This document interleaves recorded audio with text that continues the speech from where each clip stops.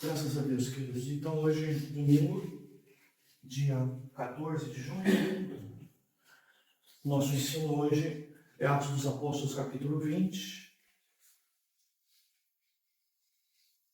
E nesse capítulo 20, queridos, talvez um pouquinho diferente da maioria de Atos, né? É um texto de muito detalhe histórico, né? E também ele tem uma orientação à liderança. É um texto de teologia pastoral bastante profundo, né? É um texto de bastante orientação. Aqueles que de alguma forma, não é, ocupam um espaço de influência dentro da igreja, tá, queridos? Então, Atos 20, nós teremos bastante informação aqui de teologia pastoral. Bem, queridos, vamos então lá para o texto.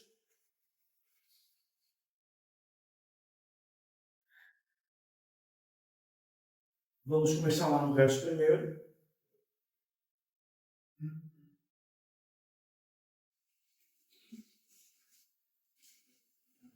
Ouvir algumas palavras interessantes que Paulo usa, né, no seu trabalho, que vai além, né, queridos, de missões. Paulo faz um trabalho bastante interessante, né, de pastor, tá? Paulo faz um trabalho interessante, não é? De apóstolo, no caso de presidir, e orientar uma igreja que se formava ainda, né? Bem, então nós vamos ver aí a palavra encorajar aparecendo com bastante destaque, tá? Em meio às muitas perseguições da igreja nos seus primeiros dias, nós vamos ver essa palavra encorajar com uma certa frequência, né? Que é então uma palavra de ânimo à igreja que estava passando dificuldades, né? Mas você vai ver o contraponto dela, que é o exemplo, né, que Paulo dá. Neste caso, dele, digamos assim, ser aquele que mais sofreu por conta, não é, das perseguições na igreja aí primitiva. Observe o verso 1, que ele então manda chamar os discípulos e antes de sair, antes de se despedir, antes de partir para a Macedônia, ele então encoraja, não é, os irmãos. Verso 1 do capítulo 20. Tendo-os encorajado. Depois, ele de novo vai por essas regiões, em direção à Macedônia, e ele de novo encoraja os discípulos com muitas palavras. Então, é algo que é interessante no texto, né? Você comparar aqui as palavras de encorajamento de Paulo e, ao mesmo tempo, comparar, não é, com aquilo que ele está vivendo. O seu exemplo de testemunho como um dos principais atacados na perseguição, tá? Ele permanece nessa região, próximo à Grécia, tá? Ali fica 3 meses. Mas, de novo, os judeus conspiram contra ele, quando ele embarca para a Síria. Então, decide voltar pela Macedônia. Bem, queridos, aí vocês vão ver alguns nomes citados, não é? Como o próprio Timóteo, e alguns lugares citados também para a gente entender um pouquinho de história e geografia dos tempos bíblicos, né? Ele cita, por exemplo, Bereia, não é? Passou por lá. Ele cita aí de novo Tessalônica, tá? Ele cita lugares, né, como Derbe, ok, queridos? Ele cita, além de Timóteo, Tíquico, Trófimo, tá? Que são personagens bíblicos de alguma relevância, né, nas Escrituras. Bem, esses homens, então, foram a Troade esperar Paulo, e aí nós vamos ver no verso 6 algo interessante, que tem a ver um pouquinho, lógico, com evangelização, e é lógico que grande parte que a igreja enfrenta no seu princípio de perseguição, por conta dos judeus, está muito sustentado em cima dessa realidade aqui. Você vai ver aí, né,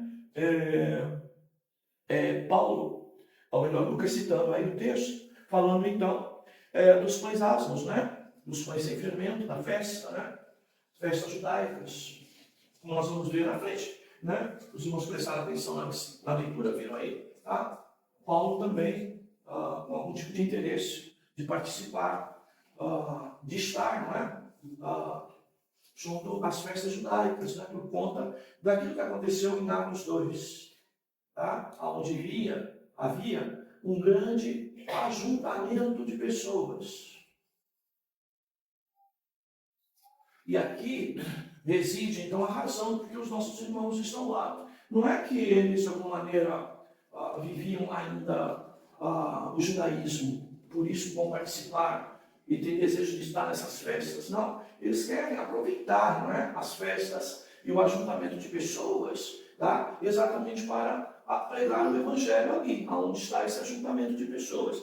É assim que a gente tem que entender o texto, tá? Então aí, no primeiro dia da semana, verso 7, reunimos a fim de partir o pão.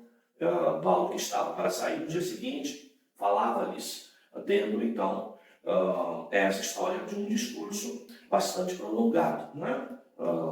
E diz aqui, a primeira parte desse discurso vai até meia-noite pelo menos, né? E aqui então um discurso prorrogado. Então aqui de novo a gente vê, né, Paulo usando a palavra, não é, para falar a esses irmãos.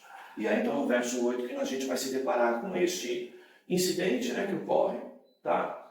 De muitas luzes no aposento superior onde estavam reunidos, estavam acesas, né? E então esse jovem aí, Eutico, tá? Estava sentado numa janela ouvindo o discurso de Paulo. E como Paulo se prolongou no discurso ainda mais, o jovem então adormeceu profundamente e, vencido pelo sono, caiu do terceiro andar, ok? E quando ergueram, estava morto. Tá bem, queridos? Bem, é lógico que isso aqui é literal, tá, irmãos? Um fato que ocorre aqui. E para nós entendermos, né, irmãos? Independente do que ocorre depois, entendermos que certas circunstâncias, não é? Como esta aqui, não é? Sempre deve ser uma advertência para a gente, sempre deve ser um alerta, tá?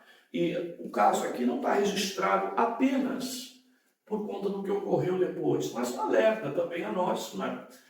No sentido de procurarmos sempre orientar os irmãos a algum tipo de segurança, tá? No contexto de culto, no contexto geral, em termos de orientação à igreja, tá?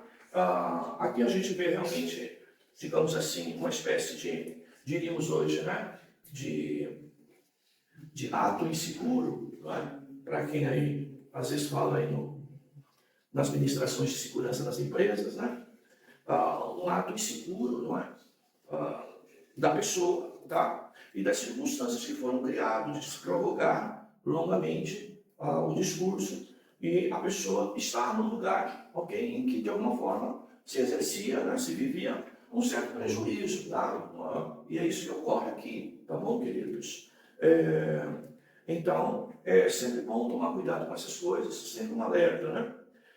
Então, nós vamos ver Paulo descendo, debruçando-se sobre ele, abraçando, né? Então disse, não vos perturbeis, pois a vida está nele. E em seguida subiu, e tendo partido, comeu pão, ainda lhe falou muito tempo, até o raiar do dia. E então partiu. E aí então levaram vivo o jovem e ficaram muito consolados. Bem, irmãos, eu sei que a gente vem de modelos de igreja, que a grande ênfase é o fato, a ideia de que o rapaz ressuscitou, tá, queridos? E que os irmãos ficaram consolados com essa situação. Muito bem, queridos.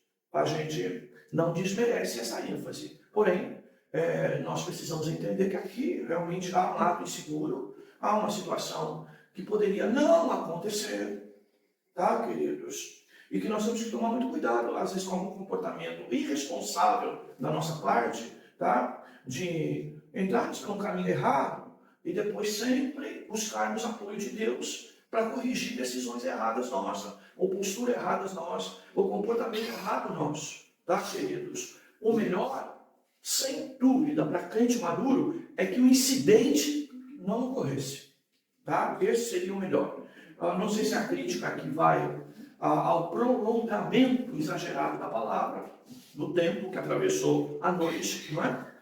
Ou o fato do rapaz estar ouvindo, já sonolento, pendurado na janela, num lugar totalmente inseguro, onde aquilo poderia ocorrer. Tá? Então aqui, irmãos, tomemos cuidado, porque nós viemos de modelos de igreja, irmãos, que às vezes incentivam algumas coisas sem querer até.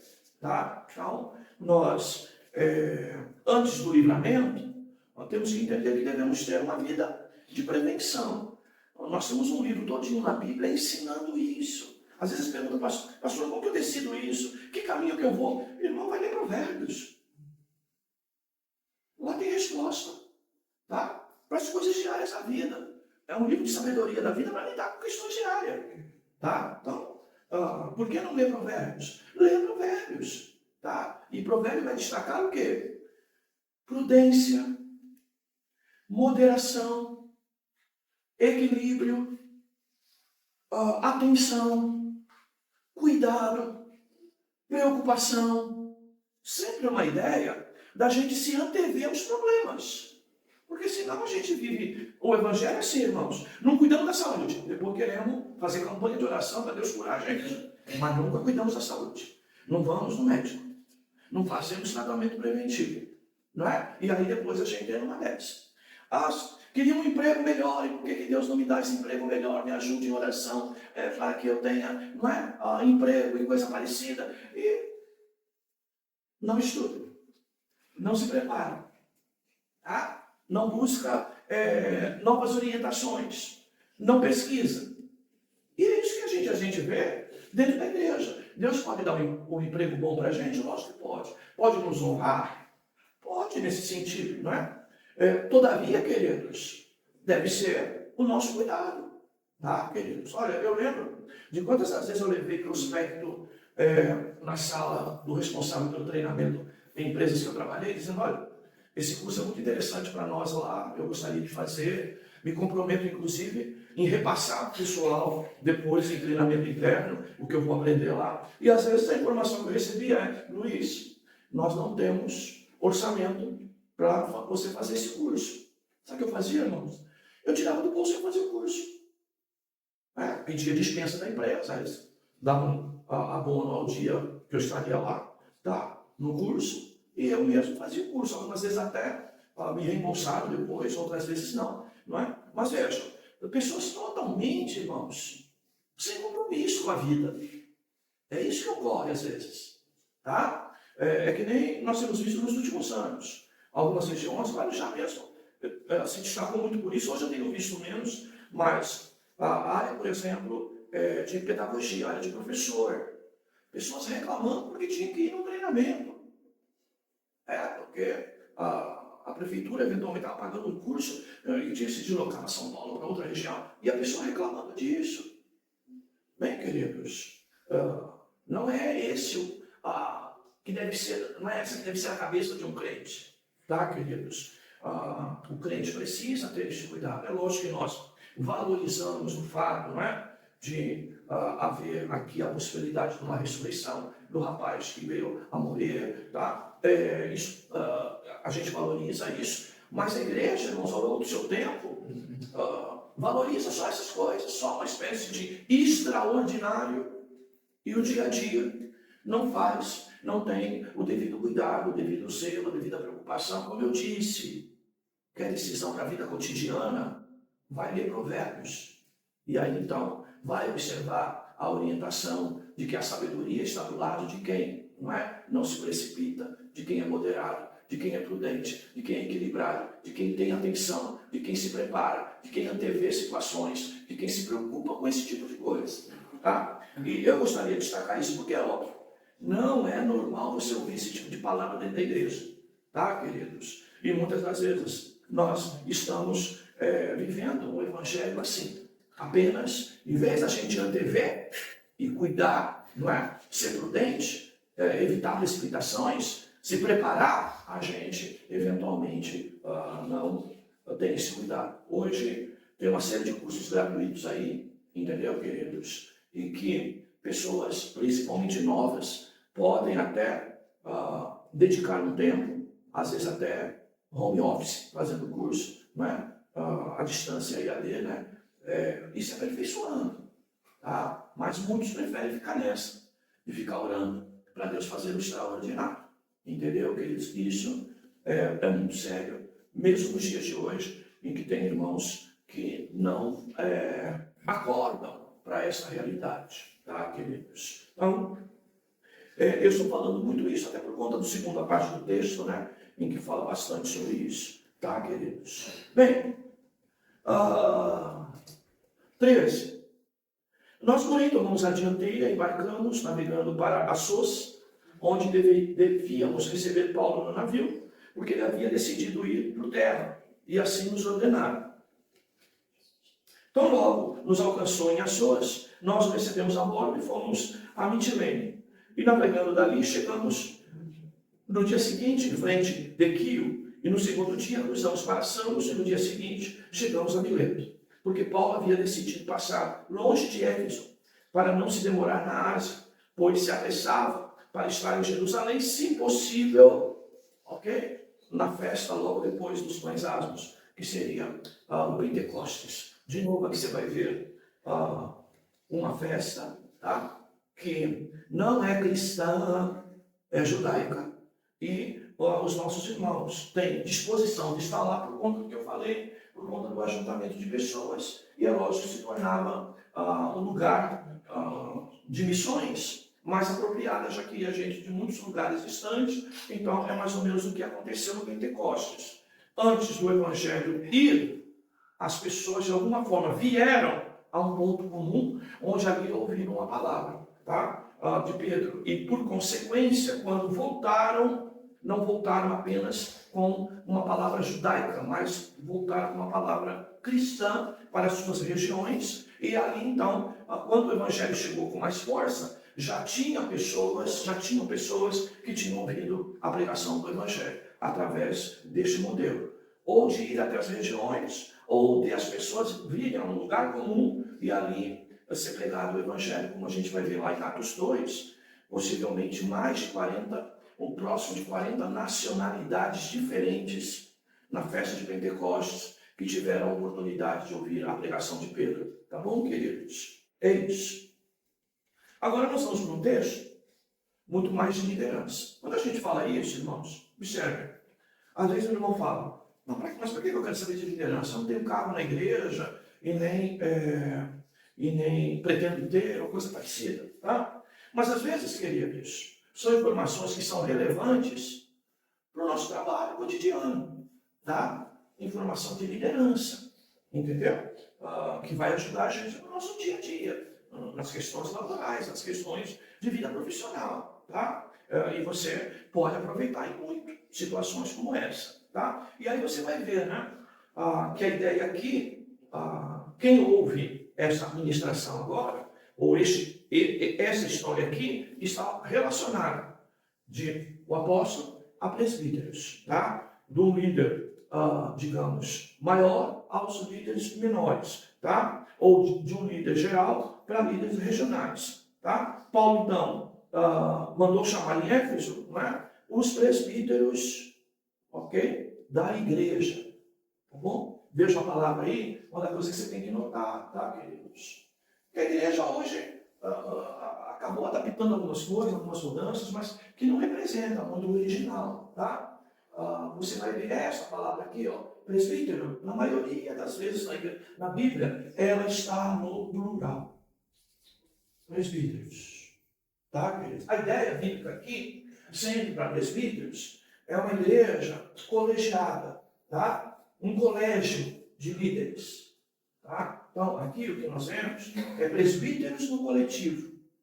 E a principal função e a principal ideia aqui é sempre, tá? A igreja trabalhar, digamos assim, com líderes que tomam decisões, né, em conjunto.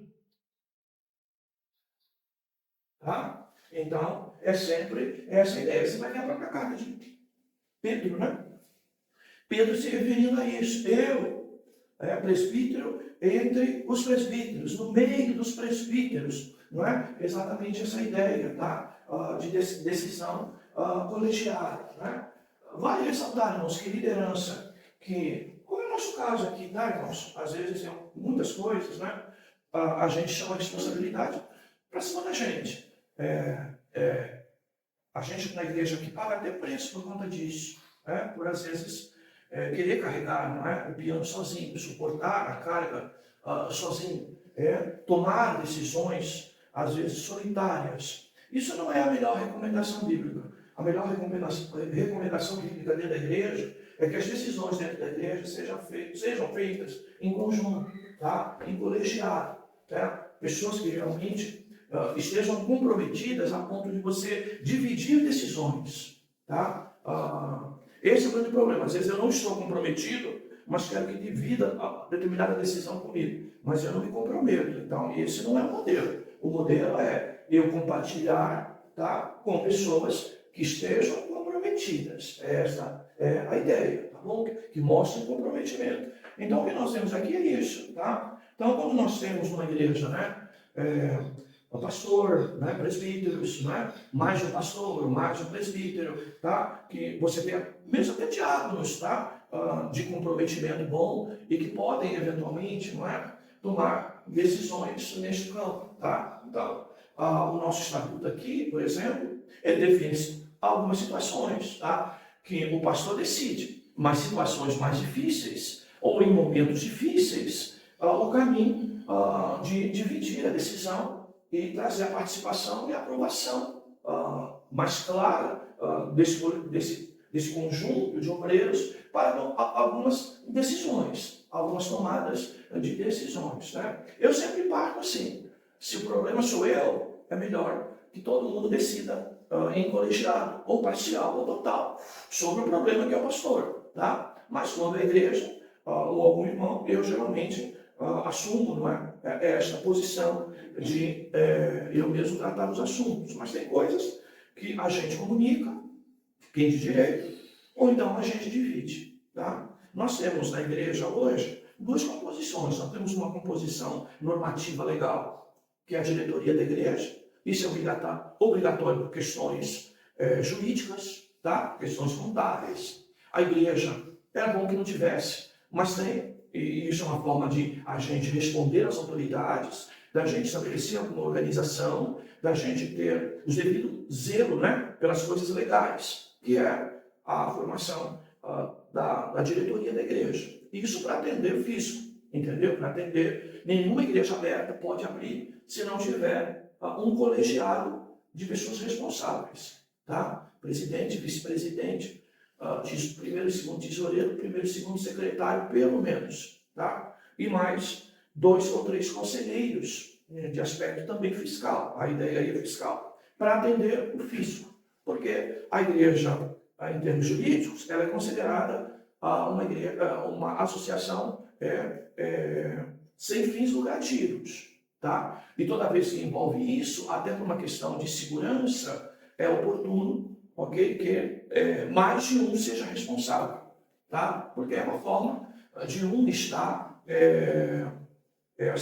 controlando o outro, tá? E alguns princípios da igreja, parecidos com esses. Por que tira oferta, mesmo tendo 10 pessoas, se tira oferta em 2 pessoas? Não é? Porque um tesoureiro já fica esperando na sala para contar o dinheiro, por segurança até de quem está tirando a própria oferta, tá? Então, veja, é essa situação, tá bom, queridos? E todo o desenrolar disso está por quê? Porque se é dinheiro, envolve contabilidade, envolve jurídico, envolve, né, comprometimento, envolve, não é, esse tipo de coisa. Então não se tira oferta de 2 à toa, porque um de alguma forma está controlando o outro. Quando vai contar dinheiro, fica admirado. Um conta, os outros olham. Isso não é assim. Todos têm que contar, todos têm que acompanhar pelo menos a contagem e verificar com comprometimento sobre aquilo. Se não entendeu, pede de novo para recontar, entendeu? Por quê? Porque senão a gente começa a apresentar depois erros futuros, entendeu? Que um identificou, e aí isso não é legal. Por isso, quem assina o versículo lá de entrada da igreja são os 3 que estão envolvidos nisso. Então veja, colegiado, tá? A ideia de colegiado, tá? Então, veja, quando a gente, por mais que isso seja simbólico, mesmo quando a gente faz a renovação de estatuto social e de diretoria da igreja, que tem que fazer a cada 4 anos pelo menos, não é?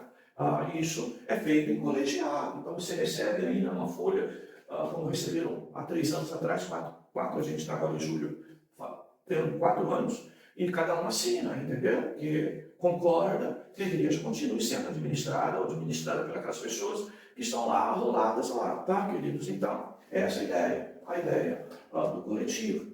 E ao princípio bíblico, utilizado muito em base judaica, que vale a pena, vai tratar um assunto coletivo. Quando Jesus falou, tiver 2 ou 3 reunidos no meu nome, a ideia também é questão de culto, ideia coletiva, tá? Isso não significa dizer que Jesus não está em nós sozinho, mas a ideia é coletiva, que Deus faz presente ali, que ali há uma harmonia, decisão conjunta, não é? Ou uma reunião com o mesmo objetivo, tá? Então, quando vai sair para evangelizar, o bom é que estejam 2, porque um protege o outro e um ajuda o outro. Enquanto um fala, o outro procura o versículo onde está escrito, e lê o versículo. Então, a ideia é mais ou menos isso. Se alguém se envolver numa comunidade, em algum tipo de problema, numa evangelização, o segundo que está junto consegue, não é, ponderar um pouco mais, não é, proteger quem eventualmente se envolveu no problema. É essa a ideia sempre, tá, queridos? Então, essa palavra aqui, presbíteros, ela trabalha exatamente esse conceito. Então, por isso que a igreja primitiva, ela se organizava assim, como foi os 9, você vê, não foi separado um diácono, foram separados vários diáconos, quando se identificou que havia problema de atendimento às mesas, e a distribuição de alimentos lá na igreja. Então se separou mais de um, sendo a ideia do coletivo. E isso acompanha a própria ideia do corpo de Cristo, em que é um só corpo, mas vários membros, e todos os membros contribuem então para este corpo, tá? E todo o corpo contribui para cada membro. Então, sempre é essa ideia, tá? Que eles não querem um princípio de igreja em que nós nos afastamos muito, tá, queridos? Mas ele é muito relevante sob o ponto de vista de proteção, tá? Para que nós sejamos cuidadosos. Então, você vê aqui na nossa igreja, tudo que é arrecadado obrigatoriamente vai para o caixa, vai para o banco. Não tem nada em conta corrente, ou melhor, nada na gaveta, nada no caixa. Tudo vai para o banco. E se vai administrar alguma coisa em caixa, como nós temos aqui, o fundo de caixa, ele vai sair do banco com valor exato, com saída descrita lá na conta bancária da igreja, para administrar aquele valor, sob a responsabilidade de quem tem o fundo de caixa para administrar. Tá? Aqui um outro princípio que a gente usa. Geralmente quem faz pagamento sou eu, mas quem faz todos os depósitos da igreja geralmente é uma outra pessoa, tá? Exatamente para a gente ter esse tipo de cuidado, tá bom, queridos? Então, é sempre um conceito de proteção, tá, amados? Outra coisa dentro da igreja. Se você comprou alguma coisa para a igreja, compre no nome da igreja, se possível. Se não, pegue a nota fiscal, faça uma declaração no verso que aquele material é objeto de doação de voluntários da igreja para a própria igreja, tá, queridos? Principalmente equipamentos de valor mais alto, tá? Valores pequenos é menos relevante, né? Mas essas coisas são importantes, tá, queridos? A gente tem cuidado, né? Então, às vezes a gente pede nota fiscal para alguém, às vezes os irmãos pensam que é desconfiança dele, não. A igreja precisa, se o dinheiro vai entrar ou vai sair, se é doação ou não, precisa ter nota fiscal, porque é um princípio de transparência, porque nós temos um CNPJ e nós temos que atender esse CNPJ de acordo, tá? Porque senão o CNPJ fica inválido, entendeu? Porque a gente não tem esse tipo de cuidado, tá? A igreja, irmãos, ela não paga imposto de renda, mas ela tem obrigações acessórias. Ela tem que apresentar, tá? A cada 3 meses, declaração de contribuição, de recebimentos, tá? E de saídas. Ela apresenta também no final do ano uma declaração isenta, tá? E tem que apresentar, né? Então, o fato da gente não ter responsabilidade com a obrigação principal, que é o pagamento do imposto, mas nós temos obrigações acessórias e que elas geram multa se não for entregue. Entendeu, queridos? Então, esse cuidado que a gente tem que ter, tá bom? E essa ideia do coletivo, exatamente ela funciona muito, tanto para proteger caráter moral, caráter legal, caráter econômico, caráter também de convivência entre os irmãos, tá bom, queridos? 18. Quando chegaram, Paulo disse-lhes: bem sabeis de que modo tenho vivido entre vós o tempo todo, desde o primeiro dia que entrei na Ásia. Olha lá, maneira de viver. Tá? Paulo lá estava encorajando os irmãos a permanecer firme no Evangelho apesar das perseguições, tanto de judeus como de romanos. Aqui ele começa a dizer o seu modo de viver, tá? Que não era diferente da igreja. Tá? Ele vai dizendo lá: servindo ao Senhor com toda a humildade, com lágrimas e provações, as quais me sobrevieram pelas ciladas dos judeus. Tá, queridos? Então, aqui é uma realidade. Irmãos, eu tive dificuldade para entender isso, porque, irmãos, a gente às vezes vem de igreja e o pastor vem de uma ideia de super-homem, tá? E a gente não faz correlação. Por exemplo, um pastor, por exemplo, chegando na igreja, tá? Com uma Ferrari, tá, queridos? Destilando, não é? Às vezes, excesso, né? de roupas super caras nos cultos, tá, queridos? Isso é um perigo. Igrejas, às vezes, em bairros, tá? Em que o pastor chega, né, no seu carrão, mostrando, né, a sua vida, né, abastada, sabedor que vive totalmente da obra e incompatível com a vida da igreja. Tá, irmãos? Isso é incoerente. Tá? É lógico que eu estivesse pregando numa igreja batista do Morumbi, não é? Numa presbiteriana de Pinheiros. É lógico que eu certamente não usaria as roupas que uso aqui nos irmãos. Tá? Por quê? A gente tenta ser parecido com a igreja. Isso é uma postura que o pastor tem que ter. Tá? De coerência. Tá, irmãos? Então, nós temos igrejas por aí de pessoas muito abastadas. Tá? Igrejas em grandes centros mesmo, em que é lógico, o pastor, até para ter respeito de algumas pessoas que às vezes se valem disso, né?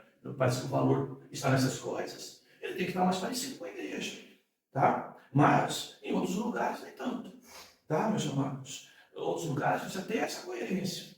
E uma das coisas que ocorre com a vida de Paulo aqui é, se os irmãos estavam vivendo alguma dificuldade, tá? Se os irmãos estavam servindo a Deus com lágrimas, e com muitas provações e perseguições, Paulo era o primeiro a dizer que vivia a mesma coisa.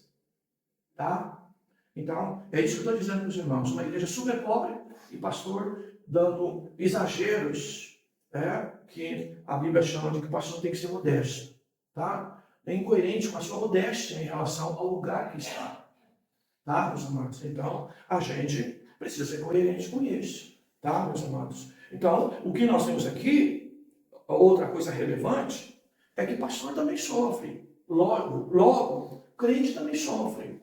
Nós estamos vivendo uma época ainda, irmãos, não é? Que muitos irmãos não conseguem administrar os problemas de dificuldades que enfrentam.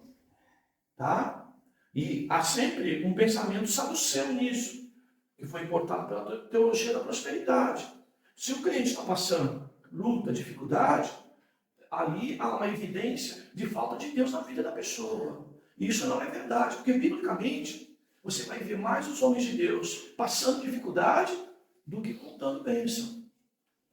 Tá? Olha aqui a situação de Paulo. Tá? Ele está dizendo, olha, vocês estão vendo a minha maneira de viver. Que eu sirvo a Deus com humildade. Tá? Com lágrimas e provações. E pela própria origem de Paulo, é possível, não é, irmãos? Que ele vivia, de alguma forma, uma vida abastada antes do Evangelho. Tá? Até pelo grau de autoridade que ele tinha junto aos romanos. E por ter cidadania romana. Tá, queridos? Então, veja, essa realidade aqui é muito importante para nós. Porque nós temos pessoas, muitas das vezes, irmãos, de mal com Deus, amargurado dentro da igreja, porque está passando por muita dificuldade. De que às vezes diz que não tem uma palavra para dar para os outros porque está em dificuldade. Meu irmão, eu tenho palavra porque vivo em dificuldade. É exatamente o contrário. Para saber que não é a minha vida abastada que me dá a sabedoria bíblica. Tá? Dá um exemplo aqui. Paulo aqui, então, está falando exatamente disso. A igreja está sofrendo, tem judeu perseguindo vocês, a mim também me persegue. Eu também tenho tido dias de lágrimas. Tem textos, inclusive, que ele vai dizer que até da vida ele se desesperou. Por quê? Por causa dos prejuízos do evangelho. Então, meu irmão, toma cuidado de sair por aí dizendo que no evangelho você vai ter sua bênção, porque você constrói um problema sério para o próprio pastor dentro da igreja. Porque como que eu vou dizer para vocês que viver com Cristo, irmãos, é prejuízo nessa vida? E como você que acha que a hora de resolver todos os seus problemas, aí você vai servir a Deus com alegria, com disposição, com ânimo, porque não te falta nada? Isso é bobagem, isso é ponto de carochinha, irmãos. Nós somos chamados, queridos, a sofrimento sim, por amor a Cristo. Nós fomos chamados, às vezes, até para faltar tudo aqui e estar alegre, porque não falta o principal, que é Jesus. É lógico que nós, como servos de Deus, como pai de família, tá? É lógico, até para o nosso testemunho, nós temos que nos dedicar a dar uma vida melhor para a nossa família. Isso não te exime disso, dessa responsabilidade. Mas se isso não acontecer, meu irmão, tá? Então, toma cuidado com esse evangelho que está na mídia hoje. Não é o evangelho lá da tal bispa, né? Entre aspas, não é? Árvore de Natal. Entendeu? Você olha para a mulher, parece uma artista. Não é? De tanta bugiganga que carrega. Né? Vocês sabem, a Sônia Hernandes, né? É uma delas. Hoje parece ficar menos na mídia. Mas ela foi a referência. Aonde você vê uma mulher chamada de pastora por aí, você vai ver uma árvore de Natal montada. O crente não foi chamado para isso, irmão. E olha, o meu desprezo esse tipo de gente. Eu uso o evangelho para quê? Para se enriquecer. E falta de modéstia. Porque ainda, tá, que nós temos muitos pastores que são dentistas, que são engenheiros, que trabalham em grande empresa, mas dentro da igreja que são juízes. Tá? Como eu já vi testemunho na própria Igreja Batista do Morumbi. O irmão é juiz lá na cidade. E ele é diácono na igreja. E está lá com a roupa mais simples no modelinho do diácono da igreja, sem ostentar. Tá, queridos? Não vai de beca, de juiz, para dentro da igreja, servir Santa Ceia. Tá, irmãos? Essa coerência que às vezes falta no nosso meio. E faz com que às vezes as pessoas olhem e acham que ser crente tudo é ser milionário. E não é assim. Agora, Deus pode dar, dá. E você vai ver na mensagem das 11, Deus dando recurso para alguém, um fim ministerial. Tá? Eu pedi muito isso a Deus, né? Por um tempo até exercício. Já falei isso para vocês. Não é? Eu tinha a capacidade de chegar na tesouraria da Assembleia de Deus e dizer, alguém superou meu dízimo aí? Aí eu disse, tem um irmão aí que chegou e está dizimando mais. Quanto que é que eu vou cobrir? Por quê? Eu não queria isso. Porque eu tinha que me contentar e viver de migalha. Tá? Para alguém que sempre teve, né, uma obstinação por poder e dinheiro, como eu tinha. Tá? Mas fui executivo de grande empresa. Tive a própria empresa. Depois você pastor começando na garagem da tua casa. Você não sabe o que é isso. O velho homem teve que se matar aqui dentro. E todas as outras portas se fecharam. E eu tive que me contentar com isso, porque foi o que Deus reservou para mim. Mas aí também estava um pouco da minha conversão. Tá? Minha conversão não é só fazer tudo certinho, não. É também ter esse nariz um pouquinho, né? Mais para baixo. Nariz empinado não pode, não. Deus vai quebrar. Então, queridos, veja a situação de Paulo. Ele encoraja os irmãos a viver a luta. Ele está dizendo, eu estou vivendo, olha, me deram 40 chibatadas menos uma. Olha, eu tive que sair correndo de uma cidade de um cesto escondido que queriam me matar. Olha, estão me perseguindo. Estão me matando. E quando ele diz lágrimas aqui, certamente ele está falando do seu pessoal. Porque você não vê Paulo falando, não é? Ou chorando publicamente. Mas, certamente, é essa a situação. E as provações. E ele dá endereço, olha, elas têm vindo, tá? Pela cilada dos judeus. Cilada dos religiosos. Tá? Olha, e por causa disso, eu não me esquivei de vos anunciar nada que fosse benéfico, ensinando-vos publicamente de casa em casa. Tá, irmãos? Eu nunca quis ministério por causa disso, sabia que era isso. Eu sei o que é isso. Se for para levar a sério. Olha, ele diz, não me esquivei de vos anunciar nada que fosse benefício para vocês, ensinando publicamente, em praça pública, sobre o ataque dos judeus, podendo morrer apedrejado. Mas tu anunciando o evangelho. Então, meu irmão, entenda isso. Tá? É que eu tenho tentado conscientizar aqui, em algumas situações, o próprio irmão Jardel. Tá, irmãos? A casa do irmão Jardel está sendo atacada de metralhadora. Se vocês não orarem pelo irmão, para ajudar os irmãos em oração, em encorajamento, se a igreja não for amiga, não vamos ter pastor substituto, porque o irmão vai se suportar. Porque não vai estar pesado. Irmão Marcinho sofrendo. A família do irmão Marcinho, muitas vezes, trazendo problema. O irmão Jardel agora é uma situação bastante difícil. Quando eu vi o vídeo daquela moça, achei, essa irmã, semana que vem, vai estar morta. Do jeito que está. Mas está lá, dando alguns sinais de às vezes melhor, né? Que é uma doença que é por crise, mas é terrível isso. Não sabe, Deus sabe que o irmão pode estar passando no próprio trabalho dele. E às vezes, bem, hoje é dia do pastor, vocês sabem, né? A gente não dá ênfase isso aqui, né? Mas pelo calendário, hoje é o dia do pastor, né? É o segundo domingo de junho, né? Então, queridos, se a gente não cuidar, irmãos, não vamos ter. Por quê? Sofre as mesmas coisas. Tá? E nós estamos vivendo dias assim, de muita enfermidade. Não é? Muita enfermidade. Eu ontem mesmo, a gente estava reunindo em família, né? E eu falei para os filhos, né? A primeira vez que eu estou vendo uma família próxima de mim sendo enterrada o corpo inteiro. Minha mãe sem duas pernas. Minha outra irmã sem uma perna. Minha mãe sem os dois olhos. Ou sem a visão dos dois olhos, praticamente. Tá? Meu cunhado, esposo dessa irmã que faleceu, sem duas pernas. Alguém pode estar olhando outra coisa. Eu estou olhando aquilo que a sabedoria de Deus me deu. E eu tendo diabetes alta como eu tenho, queridos, né? É lógico que a gente tem. E eu, no enterro da minha irmã, eu fui agradecer a Deus por estar velando uma irmã de corpo completo. Então a gente tem lágrimas, mas tem tristeza, tem preocupação em várias áreas da vida. Então não caia nessa história, dessa ilusão que anda por aí. Entendeu, irmãos? Que crente vive só por cima da carne seca. Irmão, eu também sofro. Hoje é um dia que eu podia ter mandado um recadinho aqui para vocês. Olha, não estou bem, irmãos. Olhem por mim, não vou. Não, irmãos. Eu mando a doença segurar um pouquinho à tarde e eu descanso. Mas eu gosto dessas coisas. Tem dias que é assim. Tá?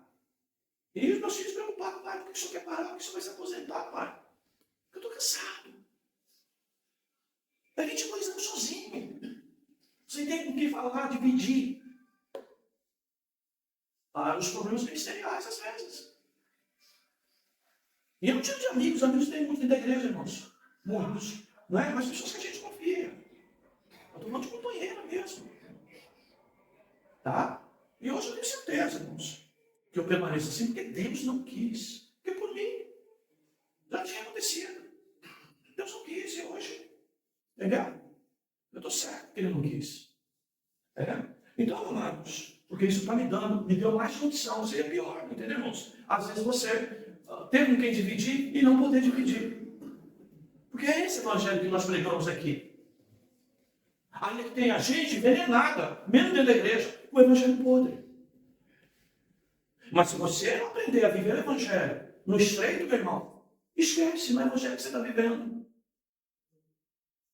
A gente vai esquecendo que é para tomar nossa cruz todo dia e seguir. Que é para renunciar a si mesmo. vontades, desejos. E aprender a descobrir a boa, perfeita e agradável vontade de Deus. Então, queridos, essa é a realidade. Tá? E Paulo fala sobre isso.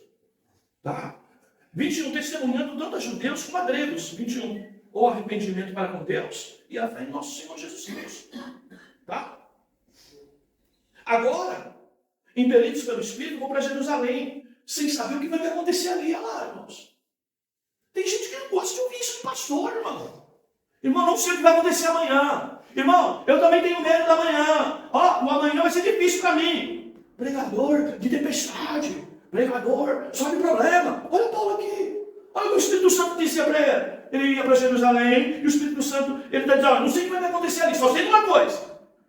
Que o Espírito Santo me garante, de cidade em cidade, dizendo que prisões e tribulações me esperam. Agora, quem é o crente que está disposto a ouvir isso? Sabe o que vai passar pela frente? Prisões e tribulações. Sabe o que você tem que entender? Pedir graça a Deus para te dar coragem para enfrentar os problemas. E continuar falando de Cristo. Ou então tu não ama Cristo, tu ama você, meu irmão. Vim aqui fazer encontro de casais, na palestra para casais. Quem? Aparece. Tu pensa que é mole? Tu pensa que é fácil? Mas não abre mão da minha responsabilidade. Podia trazer um pastor aí de fora para fazer psicologia aqui? Não posso. É a palavra. Pensa que é mole? Pensa que não tem tribulação, não tem choro, não tem lágrima? Pensa que a memória não vem quando fazia aí no litoral todo da Assembleia de Deus encontro de casais com a esposa? Traz, irmão. Por mais que eu esteja curado, mas traz. Pensa que é mole? Mas não, querido. Mas tem irmão que está esperando as coisas, né? O vento acalmar para servir a Deus.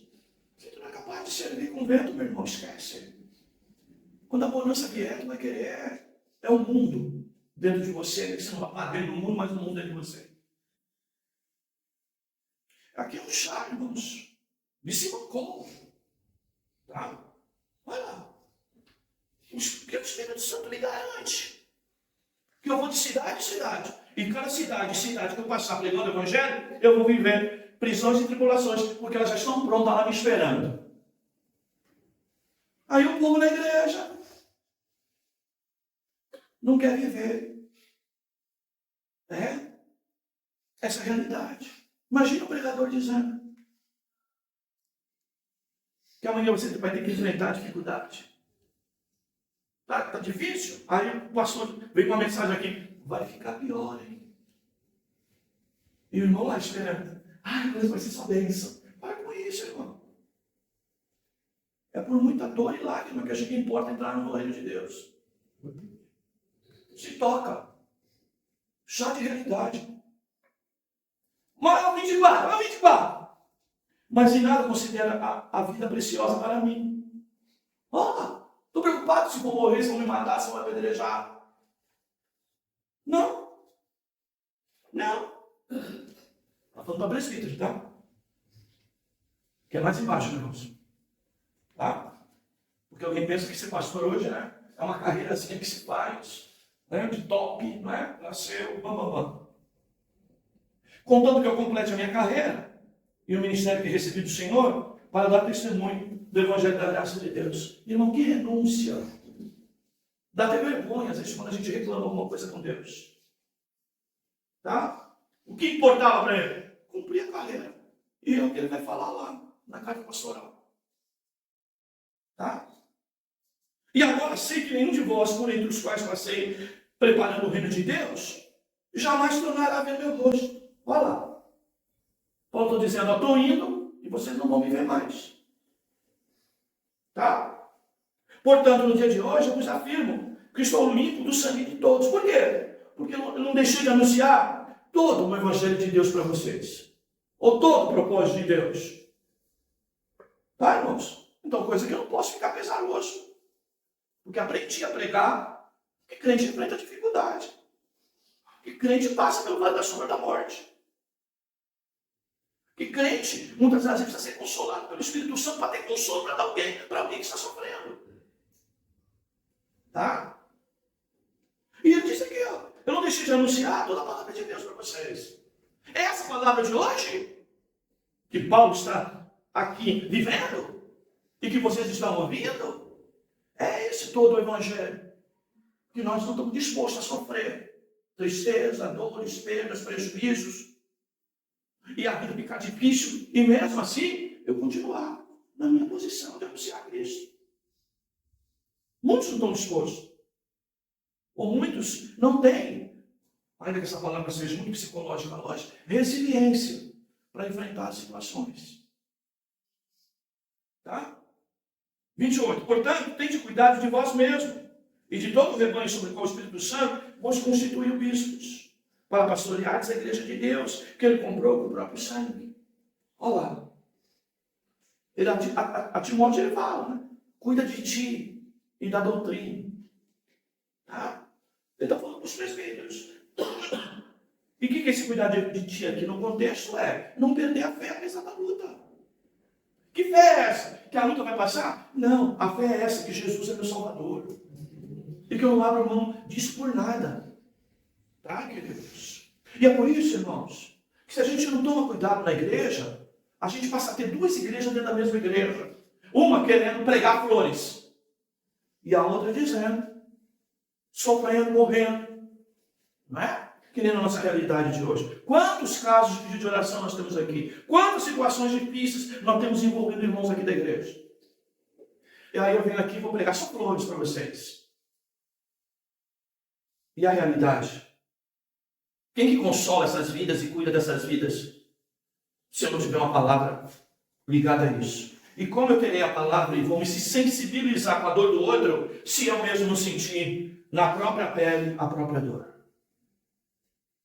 Não se faz pastor assim, irmãos, só com discursos. Tem que ter palavra, mas também tem que ter testemunho. Tá? E é isso que Paulo está ensinando aos irmãos lá. Tá? E ele diz, estou livre do sangue de vós. E aí ele diz, 29, eu sei que depois que eu for, depois da minha partida, lobos cruéis entrarão no vosso meio e não pouparão o rebanho. Olha lá, queridos. Mas essa palavra de Paulo está relacionada ao quê? A preocupação depois que Paulo vai embora, com aquilo que fica. Tá, irmãos? Com aquilo que fica.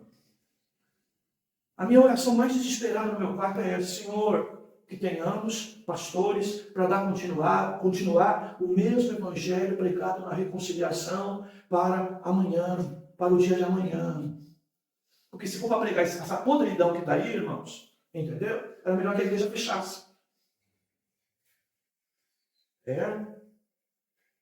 E que dentre vós mesmos se levantarão homens falando coisas distorcidas para atrair os discípulos para si. Olha o que Paulo fala. Vai entrar lobos cruéis, mas ele diz, também vai levantar no meio de vocês, aí dentro da própria igreja, tá? Quem vai distorcer as minhas palavras, distorcer o evangelho. E vai levar um bocado de gente atrás dele. Esse pregador que eu quero, esse é morudo, esse é maravilhoso, esse prega a bênção, e agora eu creio que eu vou receber. Meus irmãos. Por isso que é bom texto expositivo, tá? Não dá para fugir do texto. Não dá para fugir de certos assuntos. O que prega aqui, prega ali, prega lá, prega lá. O pregador saci, vai procurando aqui uma coisinha boa ali, outra coisinha lá. Eu quero ver pregar expositivamente, chegar dentro de um texto desse e falar ele claramente com a igreja. Portanto, estáis atentos. Olha a palavra atenção aí. Lembrando-nos que durante 3 anos não cessei dia e noite com lágrimas de aconselhar cada um de vocês.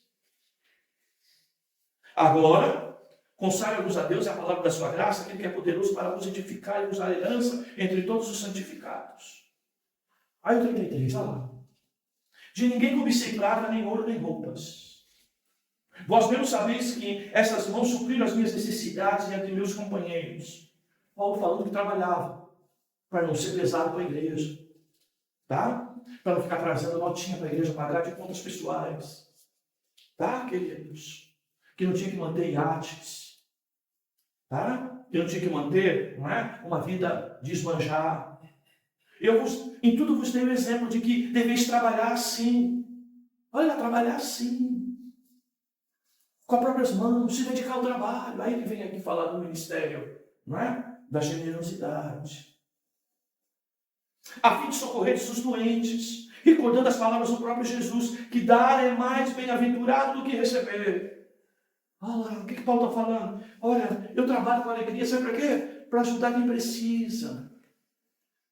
Tá? Eu não sou tio Patinhas de ficar sentado em cima de dinheiro, de construir, né, megas e megas templos. Entendeu, irmãos? Enquanto a viúva e o pobre da própria igreja está morrendo. Tá? E ele diz aqui, olha, o melhor é dar do que receber. Olha, irmãos, a alegria de dar.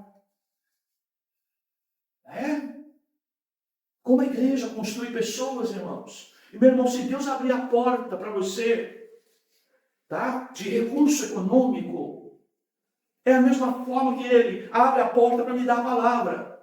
É para eu dar para vocês. E se Deus te der economia, Deus te der fartura nessa área, para que é? É para me comunicar e ajudar os outros. E eu preciso aprender o quê? A ter prazer nisso. Eu não recebo isso e dou graças a Deus se eu não retribuo com a minha mão. Mas aí eu vou vivendo só pela minha vidinha, essa mesquinhez que nós temos. Tá? Essa mesquinhez que muitas das vezes se aloja no coração do crente. Ele não estende a mão. Depois de dizer isso, ajoelhou-se e orou com eles. E olha só. E houve nessa oração o quê? Grande choro entre todos. Que choro é esse? Tristeza, saudade. Não vão ver mais o apóstolo. Eles sabem disso. Tá? A dor toma conta daquele lugar. Aqui é chorar dos que choram mesmo. Aí eu pergunto para você, irmão. Como tem sido a tua oração? Tanta gente sofrendo perto de nós. Tu tem ido aos pés de Jesus, esquecido de você orar pelo outro. Ou se tu está preocupado, não é? Com a tua vida. Ah, mas eu estou na pior situação de todos aqui. Quem disse isso para você? Queridos, para justificar que todo mundo ore por ti e você não ora por ninguém. Eles ficaram tristes. Principalmente com a palavra que Paulo dissera de que não viriam mais o seu rosto.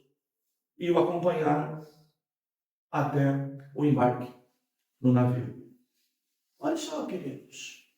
Você viu aqui a igreja sofrendo? Você viu aqui pastor sofrendo? Você viu aqui tristeza, meu irmão?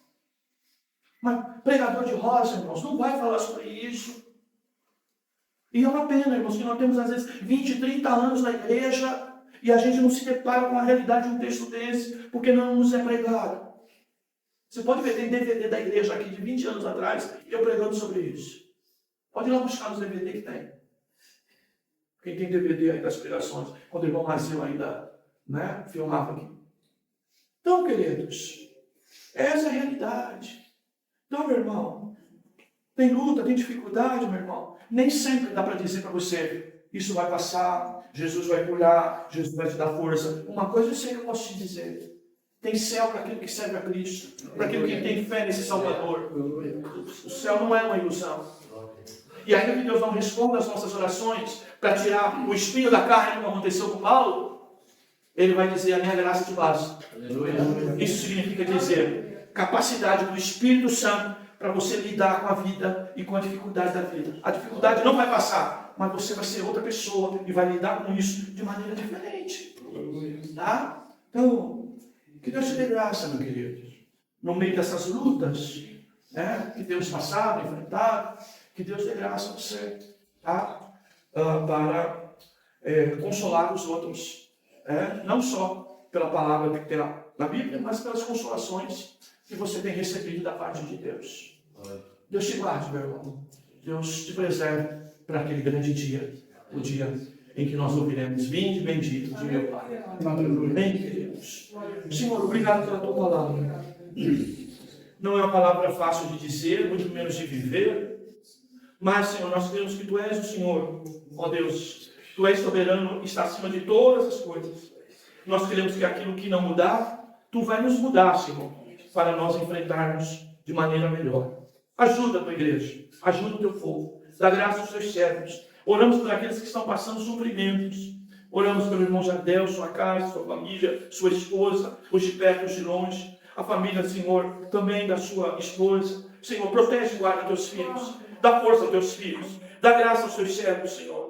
E oramos por todos os demais aqui que passam, Senhor, momentos difíceis, principalmente de saúde, Senhor. Eu oro, Senhor, por todos eles nesta hora, pedindo, Senhor, que Tu, Senhor, ajude Teu filho, ajude Teu servo, ajude a Tua filha, Senhor. Oramos pedindo a Tua bênção sobre nós. Agora, vamos contribuir para manter a Tua obra neste lugar, que não falte recurso nessa casa de oração, não falte recurso na casa do meu irmão e da minha irmã. É assim que oramos agradecidos, em nome de Jesus. Amém. Amém.